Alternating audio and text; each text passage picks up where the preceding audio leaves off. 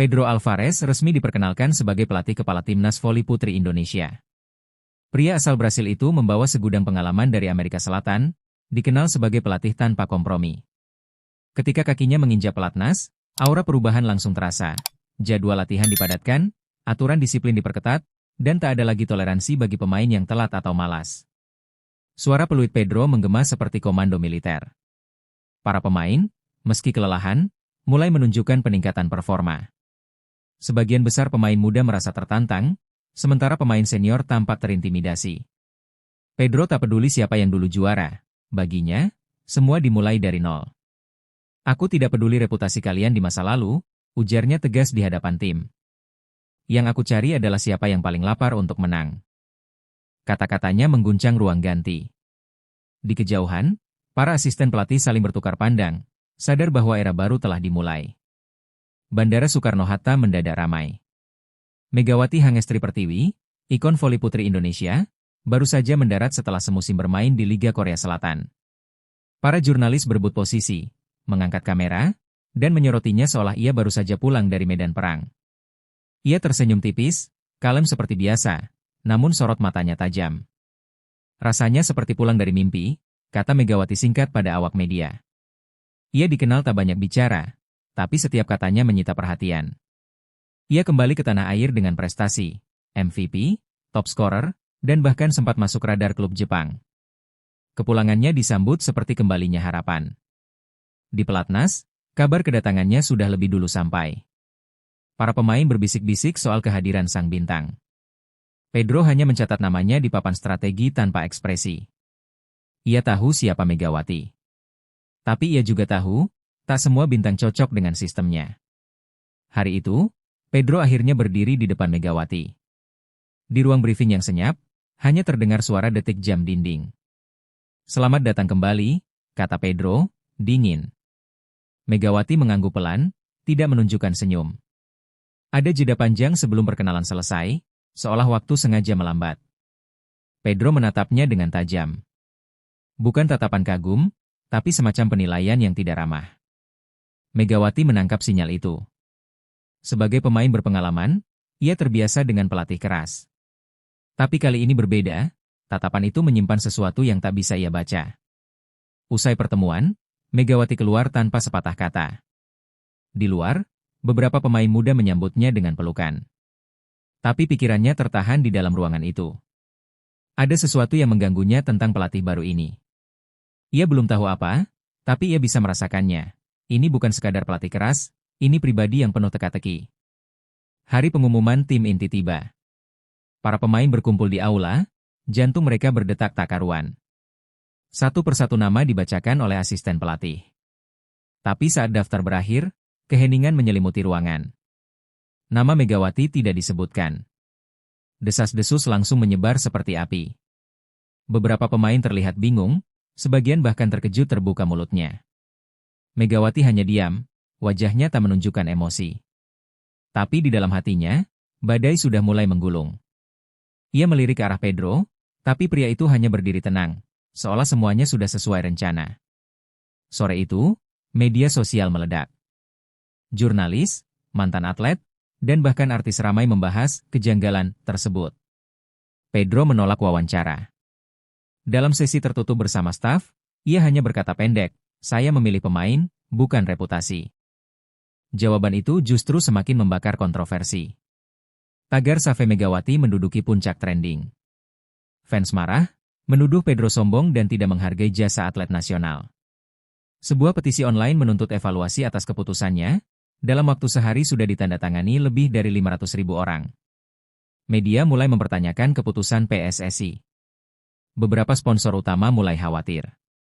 Mereka menyukai Megawati karena daya tariknya yang besar, baik untuk iklan maupun penjualan tiket.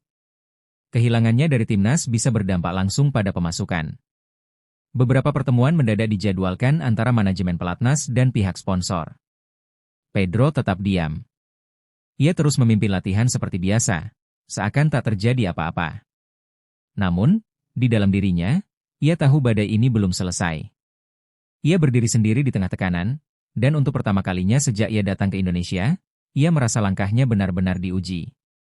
Di sisi lain pelatnas, tersembunyi dari sorotan media, Pedro secara diam-diam melatih seorang pemain muda bernama Kirana. Gadis berusia 18 tahun itu baru saja dipanggil dari tim junior, dengan postur jangkung dan refleks yang tajam. Tak banyak yang tahu siapa dia, tapi Pedro melihat sesuatu yang istimewa, keberanian yang jarang ia temukan. Setiap malam usai latihan resmi, Kirana diam-diam masuk ke lapangan samping. Di sanalah Pedro membentuknya, menguji teknik, kekuatan mental, dan ketahanan fisiknya. "Kau bukan Megawati," kata Pedro suatu malam. "Tapi kau bisa jadi sesuatu yang bahkan lebih." Suatu hari, salah satu staf pelatih memergoki latihan rahasia itu dan mulai berbisik ke pemain lain. Kabar pun mulai menyebar, Pedro punya proyek rahasia. Banyak yang mulai membandingkan Kirana dengan Megawati.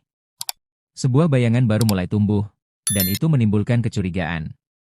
2 dekade lalu, Pedro adalah asisten pelatih klub top di Brasil yang sempat merekrut pemain asing, Ardian Hangestri, kakak Megawati. Ardian dan Pedro pernah bersinar bersama, tapi hubungan mereka pecah gara-gara perselisihan besar tentang filosofi bermain.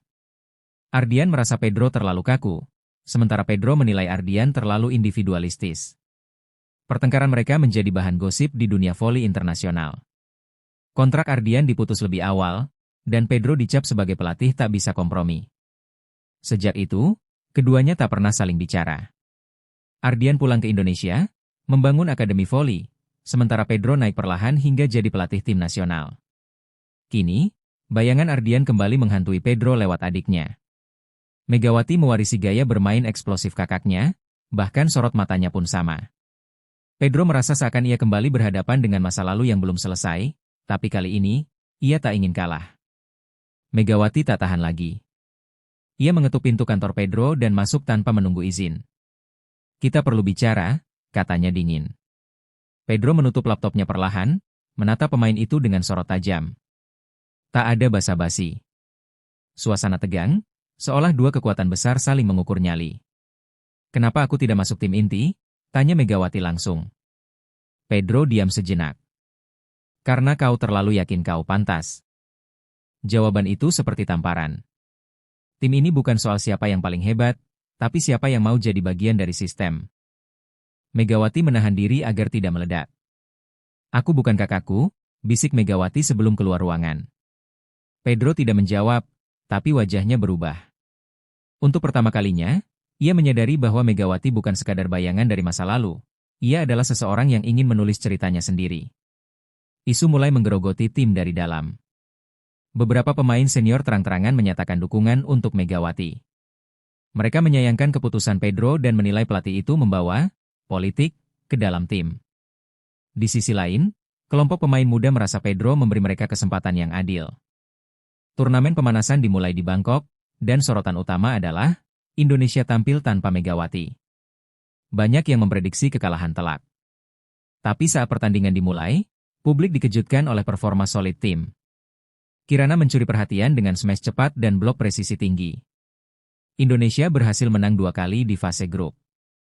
Kirana bahkan dinobatkan sebagai pemain terbaik di salah satu pertandingan. Para komentator mulai bertanya, apakah Pedro benar selama ini? Namun, atmosfer di antara pemain tetap dingin, karena sebagian belum bisa menerima absennya Megawati.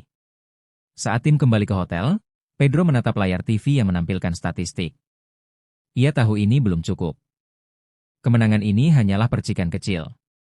Tantangan sesungguhnya masih di depan. Tapi malam itu, ia mulai melihat satu kemungkinan baru. Tim ini bisa bertahan, dengan atau tanpa sang legenda. Di sisi lain pelatnas, tersembunyi dari sorotan media, Pedro secara diam-diam melatih seorang pemain muda bernama Kirana. Gadis berusia 18 tahun itu baru saja dipanggil dari tim junior, dengan postur jangkung dan refleks yang tajam. Tak banyak yang tahu siapa dia, tapi Pedro melihat sesuatu yang istimewa, keberanian yang jarang ia temukan. Setiap malam usai latihan resmi, Kirana diam-diam masuk ke lapangan samping. Di sanalah Pedro membentuknya, menguji teknik, kekuatan mental, dan ketahanan fisiknya. "Kau bukan Megawati," kata Pedro suatu malam. "Tapi kau bisa jadi sesuatu yang bahkan lebih." Suatu hari, salah satu staf pelatih memergoki latihan rahasia itu dan mulai berbisik ke pemain lain. Kabar pun mulai menyebar, Pedro punya proyek rahasia. Banyak yang mulai membandingkan Kirana dengan Megawati. Sebuah bayangan baru mulai tumbuh, dan itu menimbulkan kecurigaan. 2 dekade lalu, Pedro adalah asisten pelatih klub top di Brasil yang sempat merekrut pemain asing, Ardian Hangestri, kakak Megawati. Ardian dan Pedro pernah bersinar bersama, tapi hubungan mereka pecah gara-gara perselisihan besar tentang filosofi bermain. Ardian merasa Pedro terlalu kaku, sementara Pedro menilai Ardian terlalu individualistis. Pertengkaran mereka menjadi bahan gosip di dunia voli internasional. Kontrak Ardian diputus lebih awal, dan Pedro dicap sebagai pelatih tak bisa kompromi. Sejak itu, keduanya tak pernah saling bicara. Ardian pulang ke Indonesia, membangun akademi voli, sementara Pedro naik perlahan hingga jadi pelatih tim nasional. Kini, bayangan Ardian kembali menghantui Pedro lewat adiknya. Megawati mewarisi gaya bermain eksplosif kakaknya, bahkan sorot matanya pun sama. Pedro merasa seakan ia kembali berhadapan dengan masa lalu yang belum selesai, tapi kali ini, ia tak ingin kalah. Megawati tak tahan lagi. Ia mengetuk pintu kantor Pedro dan masuk tanpa menunggu izin. "Kita perlu bicara," katanya dingin. Pedro menutup laptopnya perlahan, menatap pemain itu dengan sorot tajam. Tak ada basa-basi. Suasana tegang, seolah dua kekuatan besar saling mengukur nyali. "Kenapa aku tidak masuk tim inti?" tanya Megawati langsung. Pedro diam sejenak. "Karena kau terlalu yakin kau pantas." Jawaban itu seperti tamparan. Tim ini bukan soal siapa yang paling hebat, tapi siapa yang mau jadi bagian dari sistem. Megawati menahan diri agar tidak meledak. "Aku bukan kakakku," bisik Megawati sebelum keluar ruangan. Pedro tidak menjawab, tapi wajahnya berubah. Untuk pertama kalinya, ia menyadari bahwa Megawati bukan sekadar bayangan dari masa lalu. Ia adalah seseorang yang ingin menulis ceritanya sendiri. Isu mulai menggerogoti tim dari dalam. Beberapa pemain senior terang-terangan menyatakan dukungan untuk Megawati. Mereka menyayangkan keputusan Pedro dan menilai pelatih itu membawa politik ke dalam tim. Di sisi lain, kelompok pemain muda merasa Pedro memberi mereka kesempatan yang adil. Latihan mulai tidak sinkron. Komunikasi di lapangan memburuk. Bahkan asisten pelatih terlihat bingung bagaimana menengahi suasana. Pedro tidak berbicara banyak, tapi ia tahu bahwa jika dibiarkan, krisis ini bisa menghancurkan semua rencananya. Manajemen mulai gelisah. Mereka mengadakan rapat darurat, menyarankan agar Pedro mempertimbangkan ulang keputusannya. Tapi Pedro hanya berkata, "Jika saya harus merubah prinsip demi menenangkan semua orang, maka saya bukan pelatih, saya hanya boneka." Jawaban itu membuat semuanya makin panas. Turnamen pemanasan dimulai di Bangkok, dan sorotan utama adalah Indonesia tampil tanpa Megawati. Banyak yang memprediksi kekalahan telak. Tapi saat pertandingan dimulai, publik dikejutkan oleh performa solid tim. Kirana mencuri perhatian dengan smash cepat dan blok presisi tinggi. Indonesia berhasil menang 2 kali di fase grup. Kirana bahkan dinobatkan sebagai pemain terbaik di salah satu pertandingan. Para komentator mulai bertanya, apakah Pedro benar selama ini? Namun, atmosfer di antara pemain tetap dingin, karena sebagian belum bisa menerima absennya Megawati. Saat tim kembali ke hotel, Pedro menatap layar TV yang menampilkan statistik. Ia tahu ini belum cukup. Kemenangan ini hanyalah percikan kecil. Tantangan sesungguhnya masih di depan. Tapi malam itu, ia mulai melihat satu kemungkinan baru. Tim ini bisa bertahan, dengan atau tanpa sang legenda.